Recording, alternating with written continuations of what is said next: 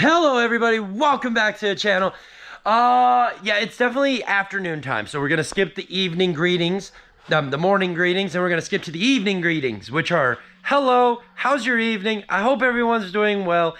And today, we're gonna get back to something I'm really not like super stoked about, but I gotta figure out what's wrong with it. Because depending on what's wrong with it, the wife and I have already had this conversation, and it might be time for the Mazda to go bye-bye. I'm kind of sour if it does go bye-bye, only because of the massive car payment that's going to come with it, because she wants a Q7 TDI. But that said, we're getting rid of one foreign product for another foreign product, one that I kind of find value and love on, and like a little kid in a candy store with. It would be cool. I'm not gonna lie, having a Q7 TDI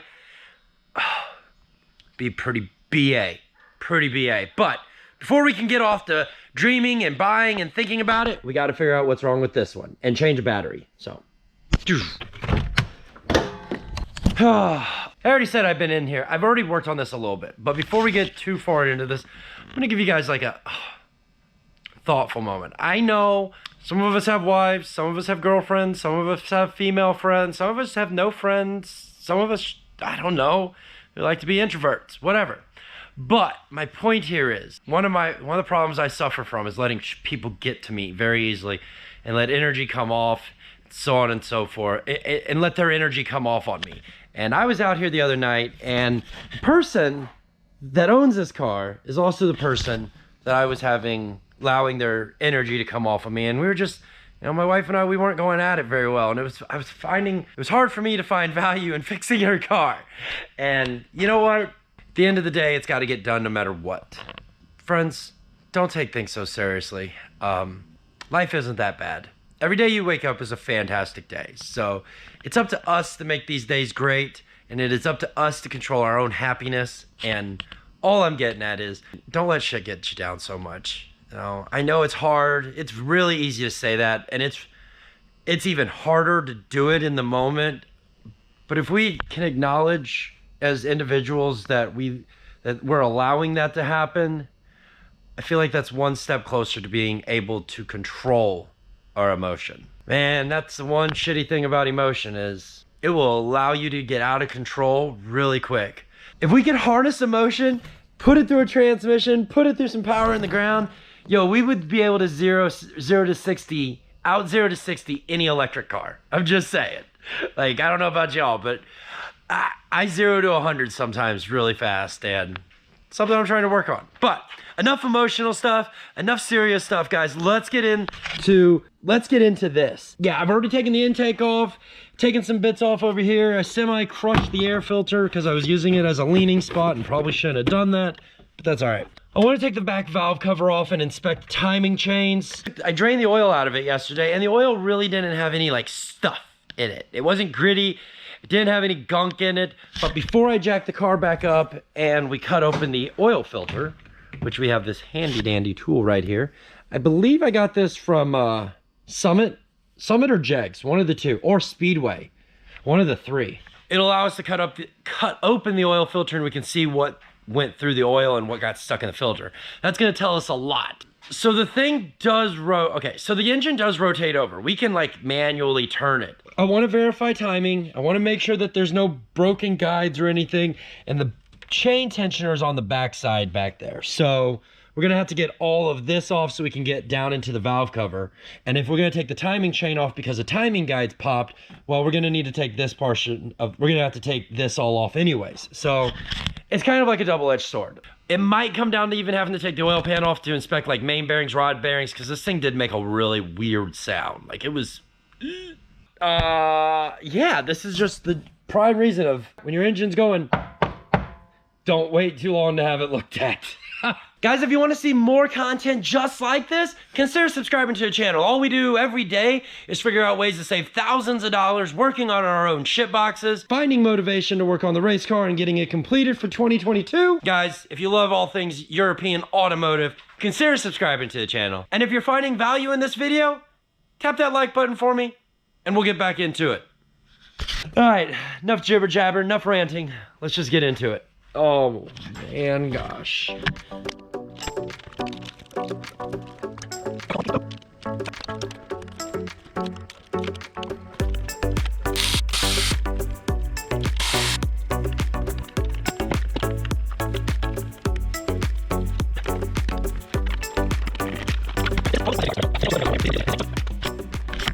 right, so what my thought here, so what my thought here is that if the timing chains are making like movement or making noise, I should be able to see it inside the guides, or at least be able to like move the chain around some.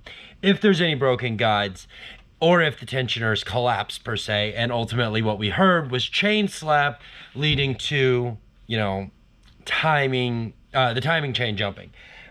This particular timing chain, this particular style of timing chain right here, I'm not, like, I haven't seen a lot of these jump. I've seen a lot of this style jump, not very many of this style jump. I've got pretty good faith that the motor's still in time. I don't know, time will tell. We're gonna keep digging into it, keep seeing what we see, and go see what we find, and just keep going a little bit farther down this rabbit hole till we figure it out. Let's get into the next half of this portion, section, thing.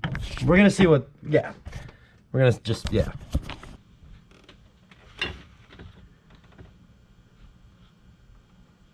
Oh, I have no freaking idea. No idea of what I'm looking at. I have no idea of what I'm looking at. What's going on? Oh, there's a timing mark. What am I to line that timing mark up with? This all looks like German. What am I to do? Oh no. So knowing what we know now, there's not a lot of play in the timing chains, if any. Frankly, I'll be honest, I don't know the spec nor the tolerance. I don't even know exactly what is going on with this engine. I'm looking at it over here, singing to myself, and I'm like, anyway, we're gonna pull the oil filter off, see what's inside of it, and then figure out what our next game plan is. So, let me change this battery again, and I'll be right back. So we don't think it's in the top end. Let's go down yonder here. And, they call those dad noises. That's one. All right. We're gonna see if we can get this oil filter out of here. Come on, you freaking stubborn old thing. All right, now.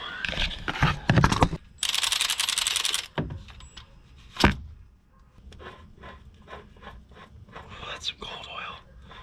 We need a towel. I didn't think far enough ahead. We need a towel. We need a towel. I did not think that one that far through. Oh, whoops. Set you guys like, hold on, we gotta find a spot. All right, getting my Dean Carney hoodie all dirty.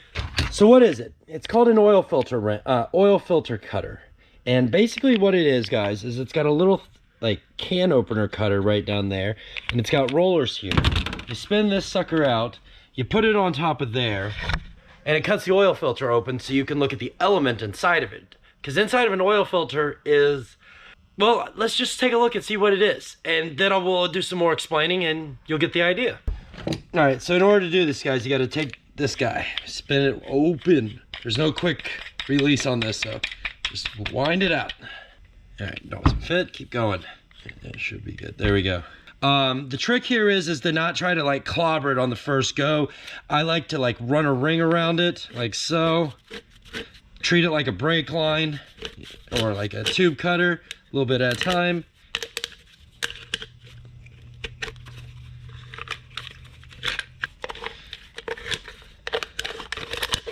There we go. So we got it cut open. This is where it gets cool, guys. So this is obviously the part that screws onto your car. Then it's like a weird stack in here, and oh, that's gonna be a mess. Ooh, there's some good metal, I think, in there. So now, find the end of it. There we go. And take that off.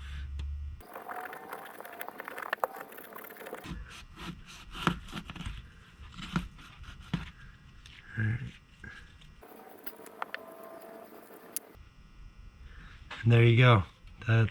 You can see everything that was in your engine. Let me get some light here on this. So there's some really fine, oh no, what is that? We're gonna see if there's any metal down in here. There's the bottom of the canister. That's your oil pressure relief valve. That's for when there's too much oil pressure, if it builds up inside of the can. Ooh.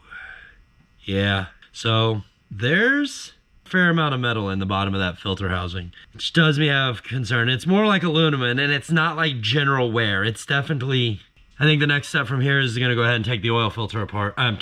Take the oil pan off the car. So we got it all cut open. It's a trip, ain't it? What's inside of an oil filter? It's one of those, like, really, that's what's in there.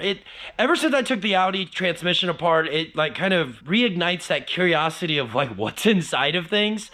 When I was rebuilding superchargers for Bob Stiegemeyer, like it opened my eyes to like, oh my, this is so cool. Something like this makes so much power, but yet it's really basic and very cleverly designed. Just intrigues me. So this kind of inspires somebody out there to like, I should probably buy one of these because I'd love to know what's inside what's going through my engine. I don't necessarily know if that's like bearing material or if that's rod material, if it's like piston slab. It could have been a wrist pin. I don't know. I do not know. We're gonna have to get down there, get the oil pan off, which requires to get the crossover pipe. There's like a crossover pipe because it's a V6. We're on a mission. We are on a mission. It's only 7 o'clock. We got plenty of time to get this done before we need to get home and do editing things for what would be tomorrow's video. Yeah, time is a confusing thing. Anyway, let's get into it.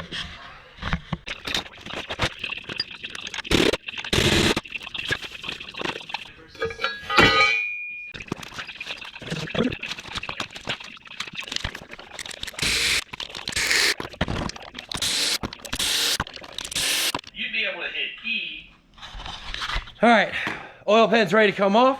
We got all the bolts, all the nuts, all the crap out of it. We got our catch pan. Now we gotta pry this sucker off. So I think I've got all the bolts out. Let's give it a go. And not looking forward to this. Hopefully I don't. We don't make a giant mess. Oh, that's really in there, ain't it? All right. Huh. Oh. Gonna take another quick look at this, look at it again, and reassess the situation, because if I just pry on it, we're gonna break something. And I'm not in the mood to break something. No, be right back. Haha, I figured it out. I figured it out. So my goof, in all of my tediousness, there was a plastic cover that was right here, and there was 2 bolts hidden up inside there. Oops. Anyway. We got the oil pan loose. So now let's set you guys back down here and let's really make a freaking mess. All right.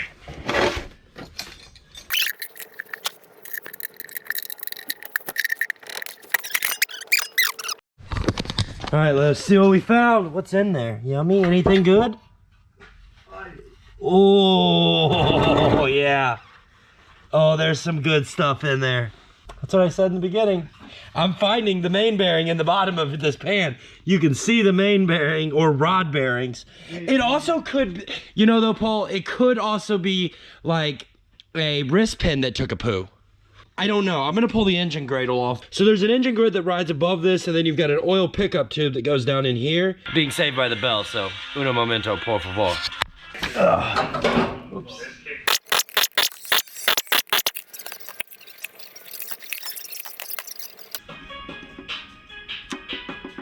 There it is. Spun a rod bearing. Found our problem. That shouldn't do that. There's a problem. Guys, I took the cam cap off and that feels like freaking 100 grit sandpaper. There is no bearing in there whatsoever. There's nothing left of it. It's gone. Like, it's completely and utterly gone. There's no material in there. All right, guys, well, we figured out what our problem was. Where did it go? Ah, there it is. There it is. All right, well, we figured out old Mazda girl spun a bearing. Rod bearing to be exact. But the story, it is what it is. Can't do a lot about it right now. We're definitely gonna have to pull the motor out of the car in order to fix this. It is fixable, so don't get it wrong. It's gonna take a trip to the machine shop. It's definitely gonna take ordering some oversized bearings, taking the engine apart. We're gonna be pulling it out and having to do a bottom end rebuild. So if you wanna see more about that, I know it's not an Audi thing, but hey, It is mechanical. And I've said it time and time again, if somebody built it, we could take it apart and fix it. So this is just the epitome of you can fix pretty much anything. Cause man, I'll tell you what, this thing made an awful noise. You see how much play it had? That was insane. I knew, like, when I started hearing it, I'm like, oh, like I knew it was bad. I knew it was just a matter of time, but we know now. We know now. That's where I'm gonna wrap this one up. I gotta clean up my giant mess of crap everywhere. Thanks for watching. Thanks for subscribing. Consider hitting that like button, and I'll see you tomorrow. I'm Mazda. Yeah, it doesn't flow. I'm Audi.